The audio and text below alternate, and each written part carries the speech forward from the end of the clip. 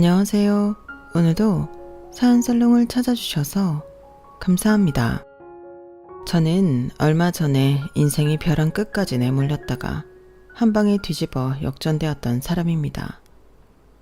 저는 세상에서 가장 철석같이 믿었던 사람들에게 배신을 당했었거든요. 당시에는 하루에도 몇 번이나 극단적인 생각을 했을 만큼 커다란 좌절감에 빠졌었는데요. 아직도 그때 일을 떠올리면 감정적으로 힘들 정도예요.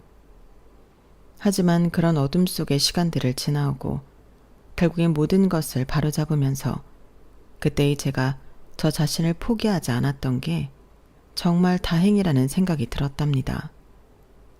혹시 지금 인생에서 힘든 시기에 놓인 분들이 제 이야기를 듣는다면 부디 힘내시고 잘 이겨내시길 바라요. 저는 쌍둥이 자매를 키우는 평범한 워킹맘이었습니다. 수도권 내 신도시 아파트에서 딸아이 둘과 남편과 함께 살아가면서 동네 중심 상가에 작은 에스테틱 샵을 열어 운영하는 사람이었죠. 저의 생활은 남들과 크게 다르지 않은 그저 평범한 삶이었어요. 남편은 작은 마케팅 회사를 운영하는 사람이었는데 직원 2명과 함께 여러 외주를 받으며 안정적인 수익을 창출하는 사람이었죠. 저희는 둘 다 소소한 자영업을 하는 사람으로서 서로의 일을 잘 이해해 주었고 손발이 참 잘 맞는 부부였습니다. 남편은 광고업계에 몸담는 만큼 늘 성격이 둥글둥글하고 유쾌한 사람이었어요. 두 딸 역시 그런 아빠를 참 좋아했죠. 우리 딸들 생일 축하해. 헐, 이거 진짜 갖고 싶었던 옷인데 아빠 진짜 고마워요. 언니는 뭐 받았어? 내가 좋아하는 만화책. 너무 좋아. 아빠가 너희 공부 열심히 하라고 선물 사주신 거야. 너희 이거 받고도 공부 열심히 해야 돼? 당연하지. 엄마는 맨날 잔소리만 해. 치. 엄마가 너희 사랑하니까 하는 말이지. 너희 잘 되라고. 가끔은 제가 질투가 느껴질 만큼 딸들에게 정말 잘해주는 남자였죠. 뿐만 아니라 남편은 저에게도 좋은 남편이었어요. 기념일을 빼먹는 일 없이 잘 챙겨주기도 했고 제가 일이 바빠 늦게 퇴근하는 날엔 알아서 요리를 해서 아이들을 먹이고 설거지까지 맞춰놓는 사람이었죠. 또 저희 샵이 쇄골, 어깨부터 목까지 마사지해주는 상품도 있었기에 남편은 종종 저희 샵에서 마사지를 받고 갈 때가 있었는데요. 남편은 본인 일이 일찍 끝날 때마다 저희 샵에서 마사지를 받고 저를 집까지 태워다 주곤 했습니다. 그런 남편을 보며 직원들은 늘 저를 부러워하곤 했어요. 안녕하세요. 커피 마시면서 하세요. 제가 커피 사왔어요. 사장님 안녕하세요. 원장님, 사장님 오셨어요. 여보 왔어? 마사지 받고 가려고? 아니, 오늘은 괜찮아. 오늘 여기 근처 거래처 들렀다가 일찍 끝난 김에 당신 데려다 주려고 왔지. 당신 할 거 다 하고 나와. 여기서 얌전히 기다리고 있을게. 아니야, 오늘 급한 거 없어. 먼저 들어갈게요. 별거 없으면 50분에 마감해요. 사장님이 맨날 이렇게 데리러 와주시고 너무 부러워요. 저도 저런 남편을 만나야 하는데 원장님처럼 예쁘면 저처럼 좋은 남자 한 트럭은 구할 수 있을걸요? 주책이야 좀. 들어갈게요.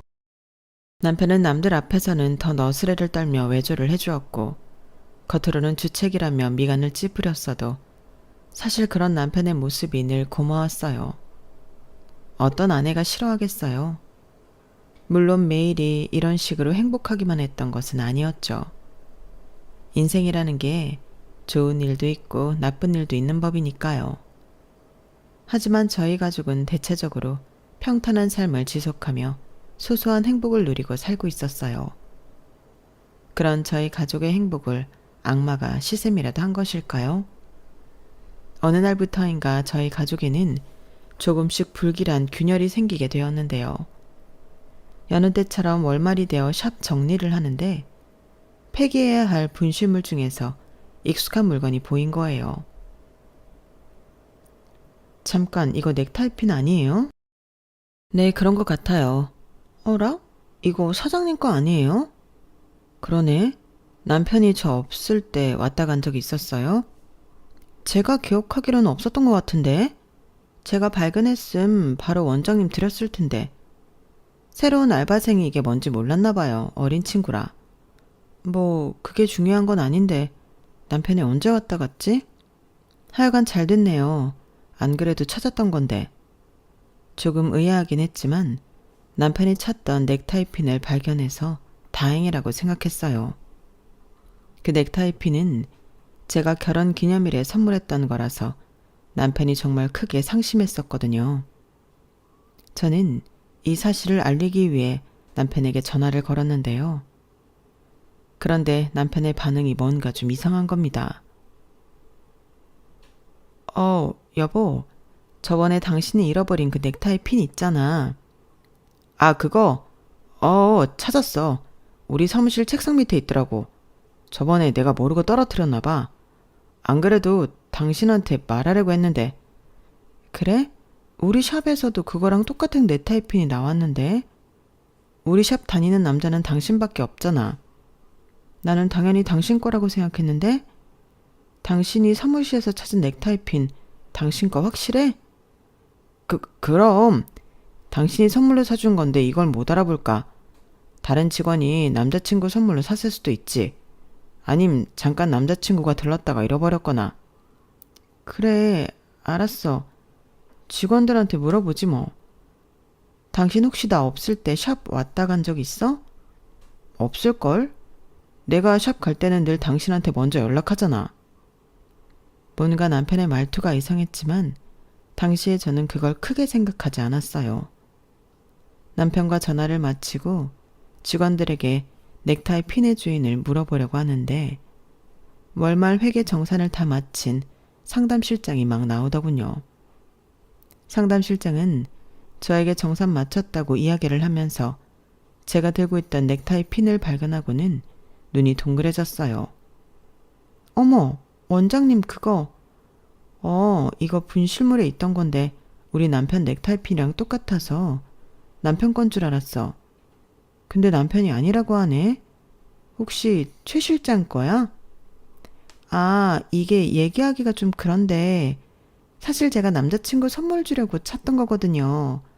저번에 원장님이 사장님 선물 고르시는 거 보고 예쁘다고 생각해서. 아, 그래? 원래 다른 색상으로 사려고 했는데 남은 게 이거밖에 없다 그러더라고요.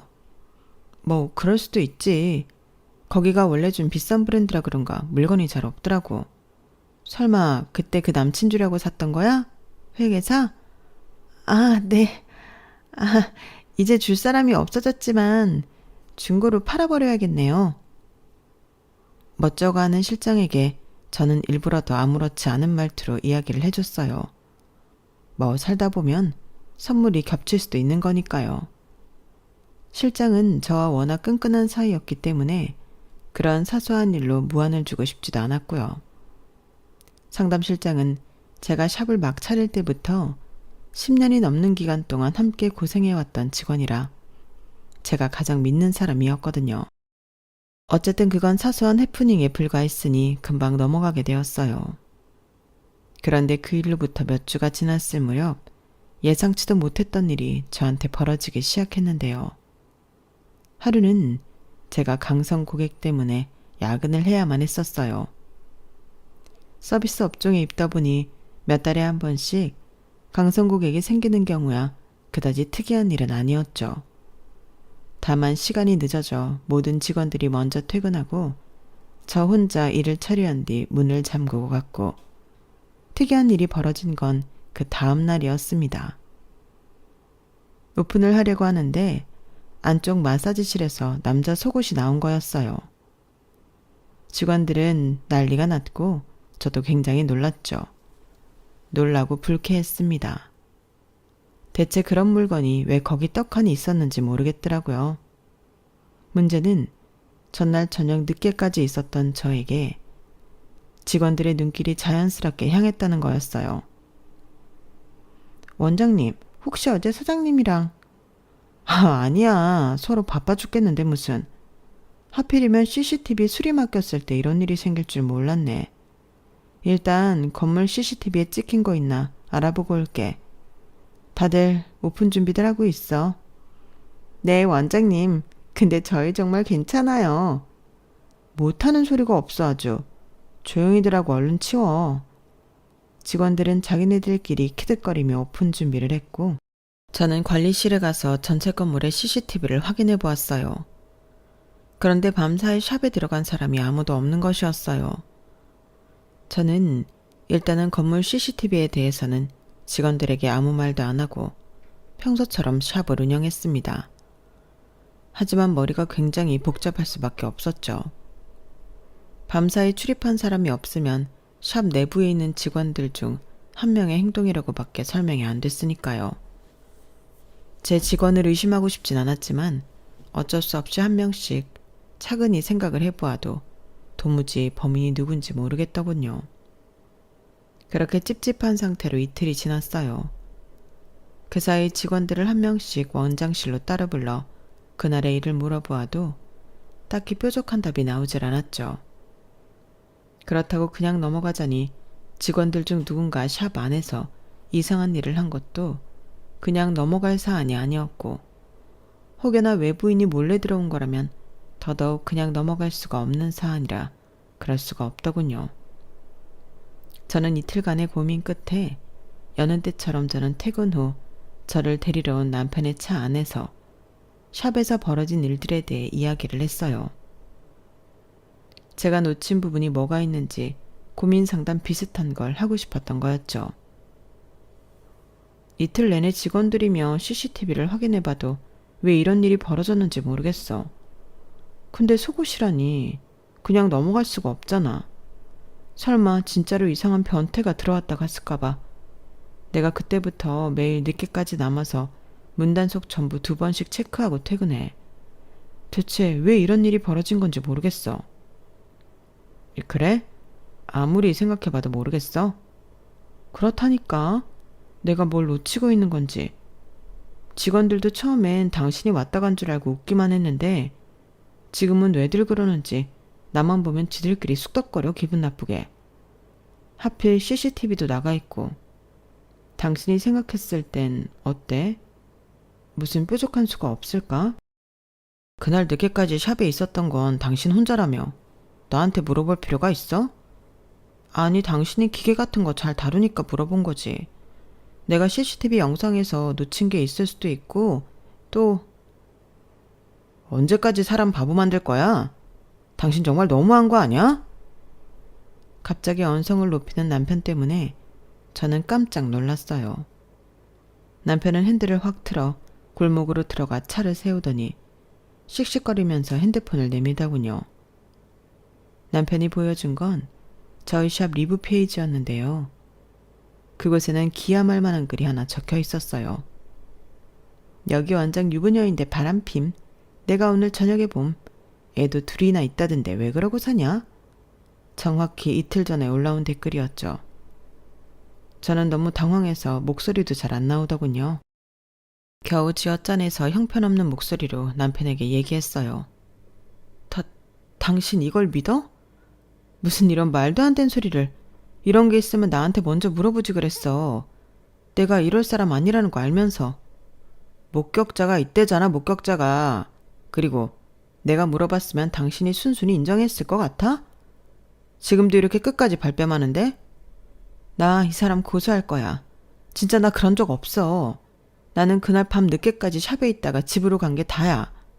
내가 그날 걸문 CCTV 보여줄게. 정말이야. 나 혼자 있었다니까?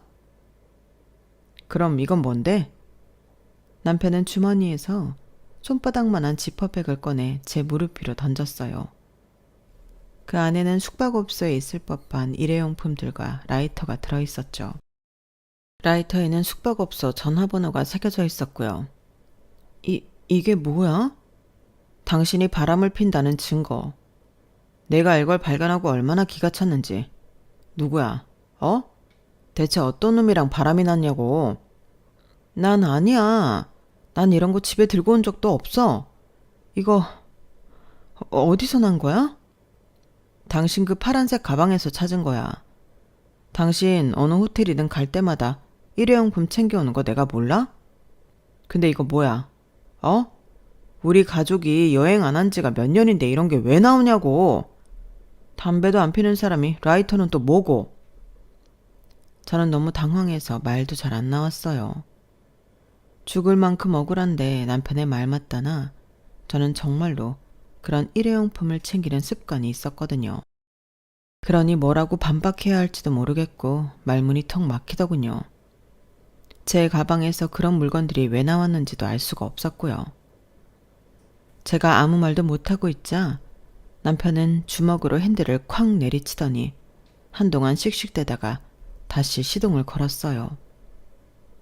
저희는 집에 도착할 때까지 단 한마디도 나누지 않았습니다. 그리고는 일주일 정도 남보다도 못한 사이로 지냈죠.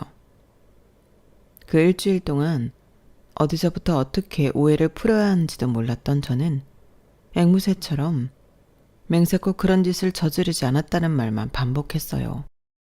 하지만 남편은 기어코 이혼 서류를 가지고 오더군요. 저희는 결국 이혼 절차를 밟게 되었습니다. 남편이 주장한 저의 이혼 사유는 제 외도였는데 저는 절대 그런 적이 없다고 반박했죠. 하지만 저는 저의 결백을 제대로 주장하지도 못했어요. 왜냐하면 남편이 이혼 서류를 들고 온 그날 저희 샵에서는 직원 3명이 퇴사하겠다고 이야기를 했기 때문입니다. 심지어 그 3명 중에는 제가 가장 믿고 의지하던 상담실장도 있었죠. 나머지 2 직원의 퇴직 사유 역시 충격이었는데 몇몇 고객들이 상간녀가 운영하는 샵은 다니고 싶지 않다며 회원권 환불 요청을 했고 본인들도 이런 곳에서 다니기 싫다는 거였어요. 제가 남편과의 일로 정신이 없어 그런 일이 있었다는 걸 며칠이 지나고 나서야 알아버린 거였죠. 2 직원은 본인들 평판도 걱정된다더군요. 제가 아무리 그건 오해라고 말해도 절 안 믿는 눈치였어요. 그렇게 직원 2를 퇴직 처리하는데 눈물이 저절로 핑 돌더라고요. 마지막으로 상담실장과 면담을 하는데 상담실장은 제 손을 잡고 절 믿는다고 이야기해 주었어요. 저는 원장님 믿어요. 절대 그러실 분이 아니라는 걸요. 시기가 너무 안 좋아서 저도 정말 마음이 안 좋은데 제가 새로 만난 남자친구랑 결혼을 약속하게 되었거든요. 연인이 된 지는 얼마 안 됐지만 알고 지낸 지 오래되어서 살림부터 차리고 내년 중에 식도 올리기로 했어요. 그런데 신혼집이 지방이라서 아무래도 제가 일을 관둬야 할 것 같아서요. 원장님 힘드신 상황일 텐데 타이밍이 이렇게 돼서 너무 죄송해요. 인수인계는 잘하고 가겠습니다. 아니야. 너무 잘 됐어.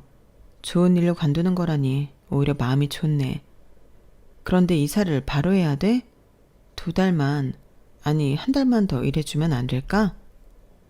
지금 최 실장까지 관두면 직원 2명이랑 나밖에 안 남는데 갑자기 실장직을 해줄 인력을 구하기도 어렵고 말이야.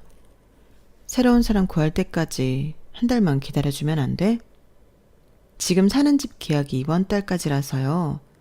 3주 안에는 사람을 구해야 제가 인수인계까지 하고 나갈 수 있을 것 같아요. 정말 죄송해요.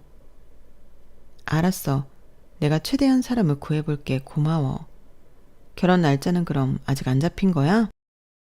그건 아직요. 날짜 잡히면 연락 꼭 드릴게요. 그동안 잘 지내세요, 원장님. 다른 직원분들이랑은 오해 꼭 풀길 바랄게요. 그나마 실장이 저를 믿어주고 좋게 마무리를 할 수 있어서 마음에 큰 위안이 되었어요. 하지만 현실은 훨씬 더 참담했습니다.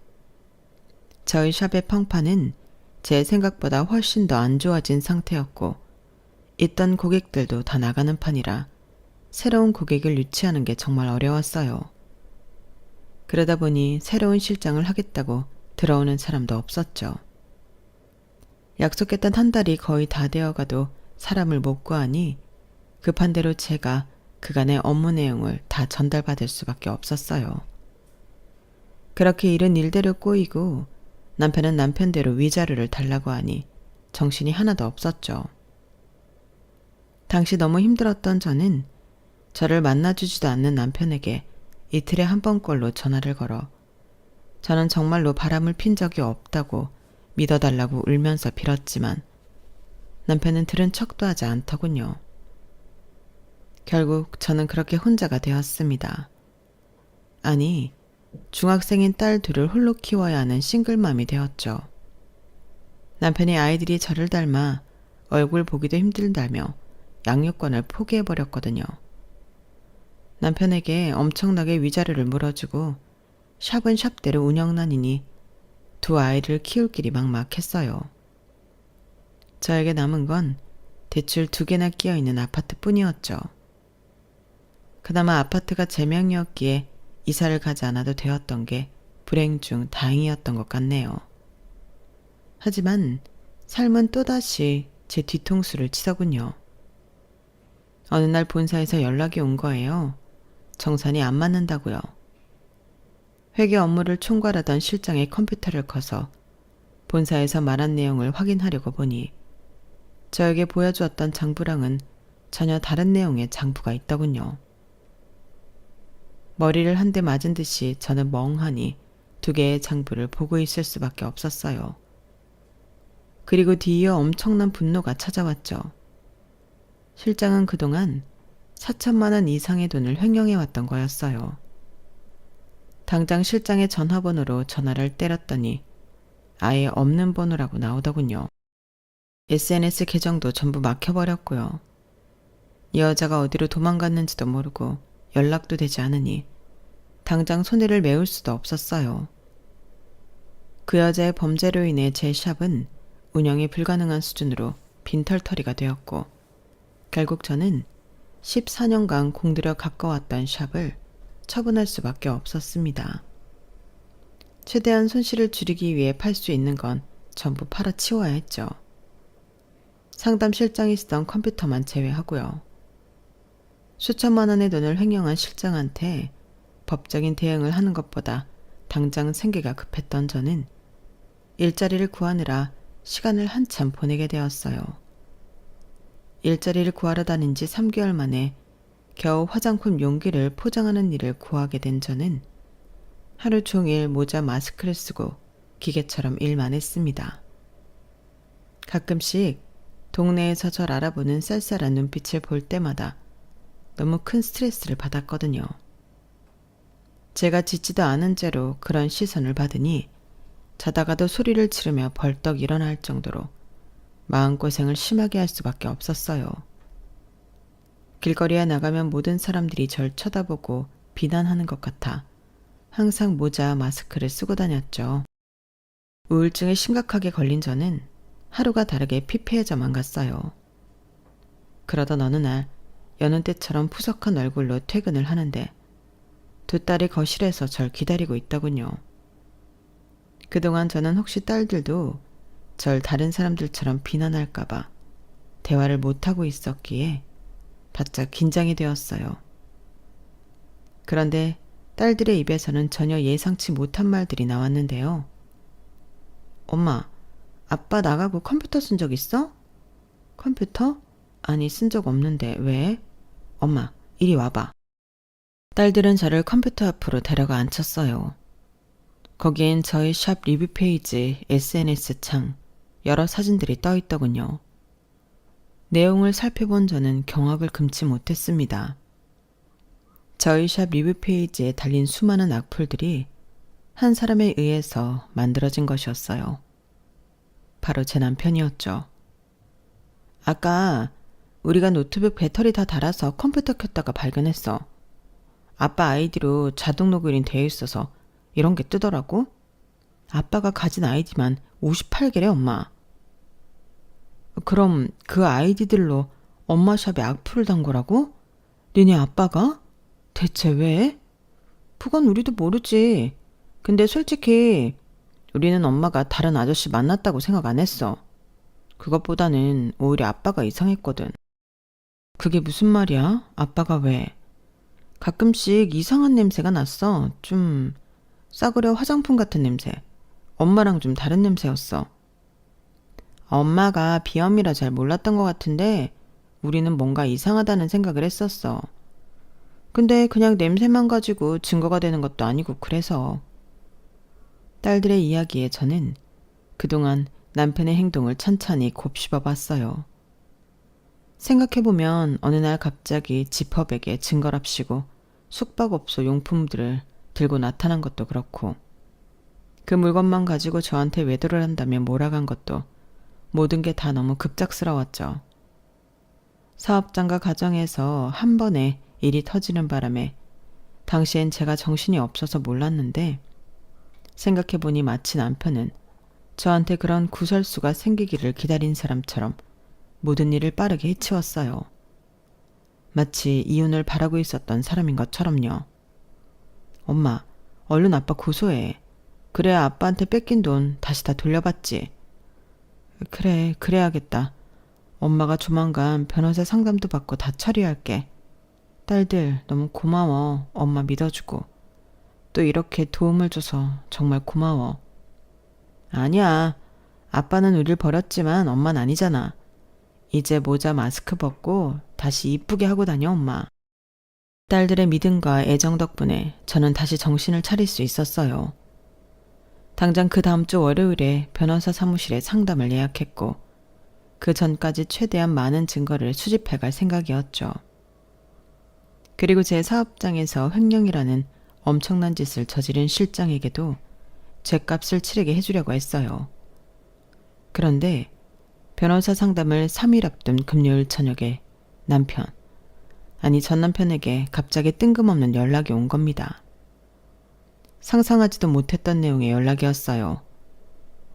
잘 지내? 잘 지내냐고?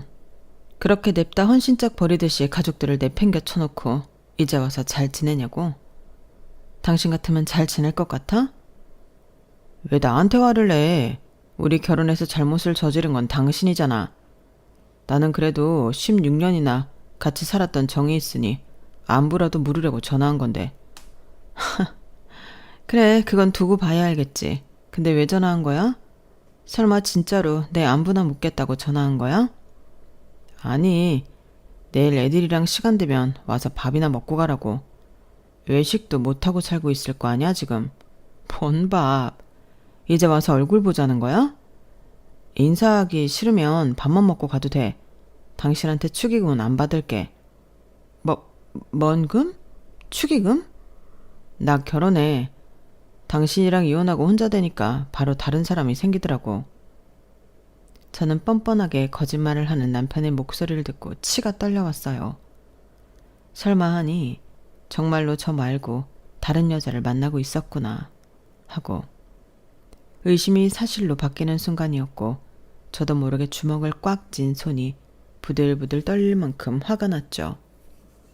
남편은 오던지 말던지 편하게 생각하라면서 전화를 끊었고 곧이어 카톡으로 청첩장까지 보내오더군요.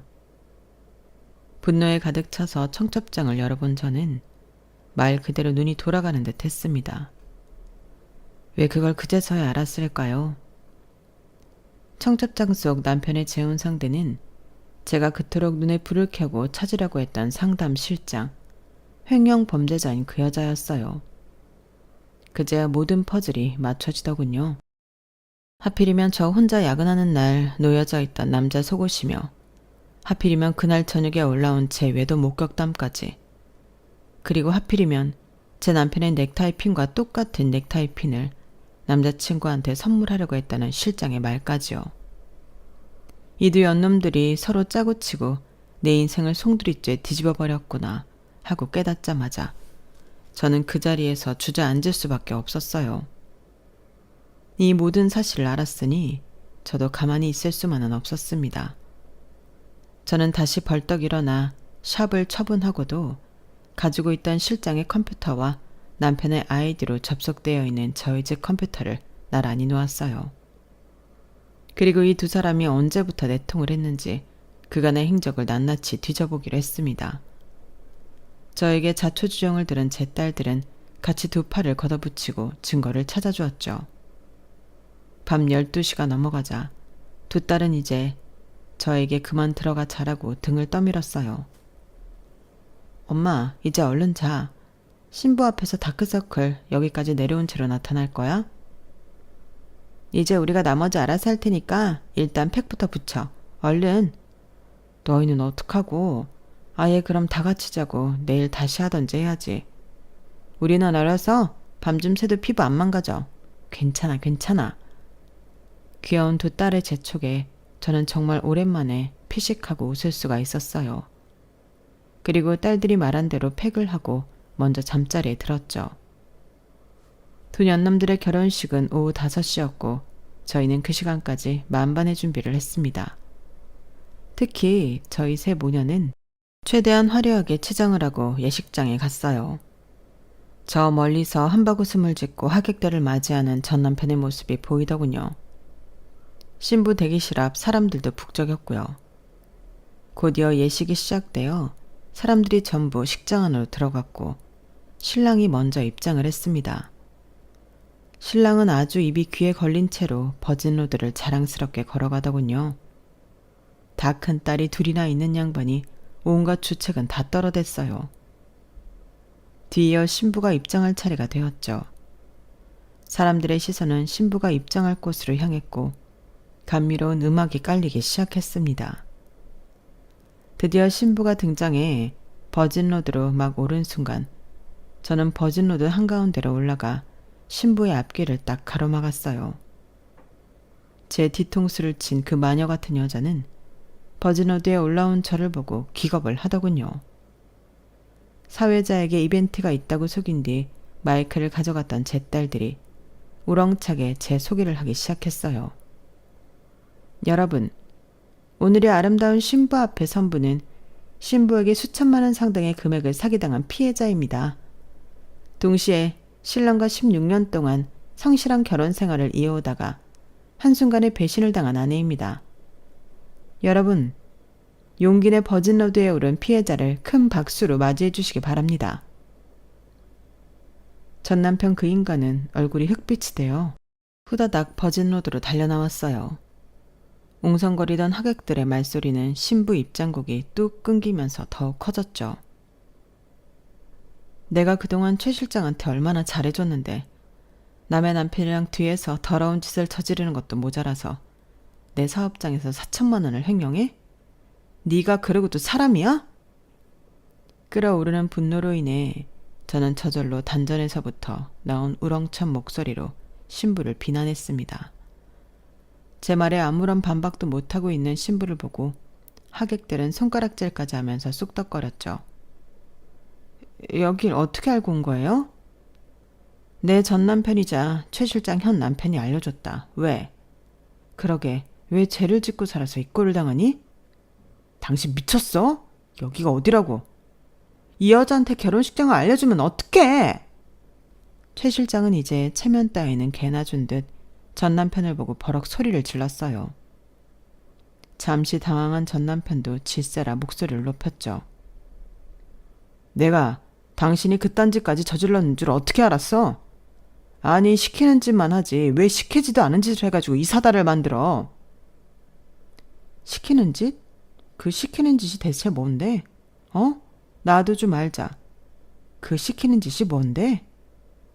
제가 전 남편의 말꼬리를 잡고 비아냥거리자 최 실장은 단박에 전 남편에게 말 조심하라며 윽박을 질렀어요. 하지만 최 실장의 노력에도 불구하고 전 남편이 최 실장에게 시킨 짓은 곧 예식장 화면을 통해 적나라하게 드러나고 말았습니다. 하객들이 스크린을 보며 놀라자 그제야 신랑과 신부도 스크린을 보고 곧바로 굳어버렸어요. 스크린엔 저희 세 모녀가 밤새 컴퓨터를 뒤지다가 발견한 두 사람의 SNS 대화 내용이 떠 있었거든요. 당신은 내가 시키는 대로만 해. 그때 샀던 그 속옷 있지? 그거 샵 안에 잘 보이는 곳에 놔두라고. 아니 넥타이 핀 같은 걸 흘리고 가면 어떡해. 내가 그거 수습한 나라고 별 말도 안 되는 핑계 댔던 거 알아? 당신 아내가 멍청해서 다행이지. 댓글 좀 더 올리면 안 돼? 오래된 고객들은 원장 평판 따위는 신경도 안 쓴단 말이야. 남 일이라고 관심도 안 가진다고. 그럼 당신이 샵 망한다고 소문을 좀 내면 되잖아. 회원 관리를 10년 넘게 했다는 사람이 그 정도 능력도 없냐? 원장님 소문 때문에 샵 망할 거라는 식으로 말을 하면 되잖아. 빼도 박도 못하는 증거들이 우수수 쏟아져 나오자 신부는 무거운 드레스를 낑낑거리며 안아들고는 몸을 돌려 예식장을 빠져나가려고 했어요. 저는 굳이 힘들이지 않고 드레스 자락을 살포시 밟고 신부에게 말을 건넸죠. 어딜 도망가? 네가 치른 죗값은 치르고 가야지. 아, 이거 안 나? 아, 정말 드레스 망가지면 네가 책임질 거야? 나이도 어린 게 어디서 반말을 찍찍해. 네가 저지른 일이잖아. 네가 남의 남편이랑 뒤에서 더러운 짓 저지르고 네 팔자 스스로 꼰 거잖아. 그래놓고 뭘 잘했다고 어디서 싸가지 없이 니니거려? 아빠는 어딜 도망가? 땡땡 광고에서 운영하는 43세 신랑 백혜찬 씨 어딜 도망가시냐고요? 상간녀한테 눈이 멀어서 처자식 등쳐먹고 배신 때린 백혜찬 씨 지금 도망가면 뭐 지은 죄가 없어지는 줄 알아? 일이 틀어질 걸 알고 도망가려는 두 년놈들을 저와 제 딸들은 각자 한 명씩 맡아 도망가지 못하게 붙잡고 놀아줬어요. 왜냐하면 저희 계획의 마지막 피날레는 아직 도착하질 않았거든요. 그리고 솔직히 피날레를 기다리는 김에 그 두 년놈들을 더 망신주고 싶었던 마음도 컸습니다. 낑낑거리는 두 사람이 사람들의 질타와 비난을 받는 사이 드디어 피날레가 도착했는데요. 최현주 씨 맞으시죠? 저희와 같이 서로 가주셔야겠습니다. 제가 왜요? 저 아니에요. 뭔 줄 알고 아니라고 하시죠? 이 드레스부터 어떻게 좀... 저는 이미 경찰 두 분이 오자마자 두 딸과 얌전히 함께 버진로드 밑으로 내려왔는데 본인이 몸부림치다 드레스 밑자락의 대부분이 버진로드 뒤로 넘어가 있던 신부는 결국 버진로드 밑으로 거꾸로 떨어지고 말았어요. 그 장면을 보고 저희 세 모녀는 배꼽을 잡고 깔깔거렸죠. 드레스 무게가 그렇게 무거운 줄은 결혼을 해봤던 저도 처음 알았네요.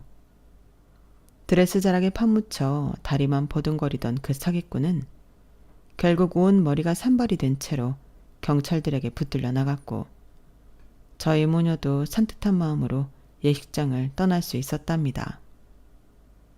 그 이외의 많은 일들이 정상으로 돌아올 수 있었어요. 저는 전 남편과 실장이 제가 이혼하기 전에 바람을 피고 있었다는 증거와 두 사람의 사기 행각으로 제가 심각한 사회적 명예훼손이 되었으며 중국에는 사업장까지 잃었다는 것을 인정받아 그간 받았던 피해들을 모두 보상받을 수 있었답니다. 한동안 대출까지 사용했을 정도로 경제 상황이 나빠졌던 저는 덕분에 다시 빚도 갚고 그리고 나서도 넉넉한 금액을 남길 수 있었어요. 그래도 불행 중 다행으로 실장이 빼돌린 금액을 아직 들고 있었기에 전부 보상을 받을 수가 있었네요. 그 두 년놈들은 빈털터리 전과자가 되어 얼굴도 제대로 못 들고 다닌다고 해요. 주변 가족, 친구, 지인들 앞에서 추악한 면이 다 들통나버렸으니 안 좋은 소문이 순식간에 퍼지게 된 거였죠. 죄 없는 사람한테 억지로 나쁜 누명을 씌워 사람 피를 말리려 들더니 본인들이 그대로 그 죗값을 받는 모습이 저로서는 상당히 고소했네요. 반면 그날의 일을 계기로 딸들과 저는 서로 더욱 더 애틋하고 친한 사이가 되었답니다. 그간 제가 의기소침해하며 딸들과 진지한 대화도 나누지 못했다는 게 너무 미안했고 그런 저를 오히려 믿고 힘을 더해준 게 너무 고마웠어요. 그래서 딸들에게 앞으로 더욱더 잘해주려고 노력을 하고 있죠.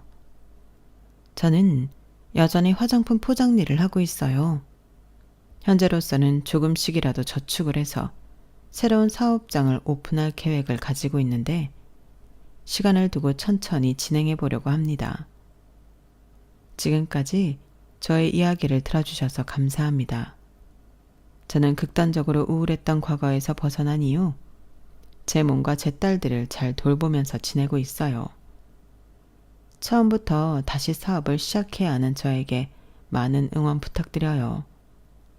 여러분의 앞길도 앞으로 더 큰 성공이 가득하시길 바랄게요. 감사합니다.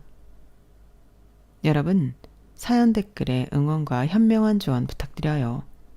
좋아요와 구독은 저에게 큰 힘이 됩니다. 오늘도 좋은 일 가득하세요.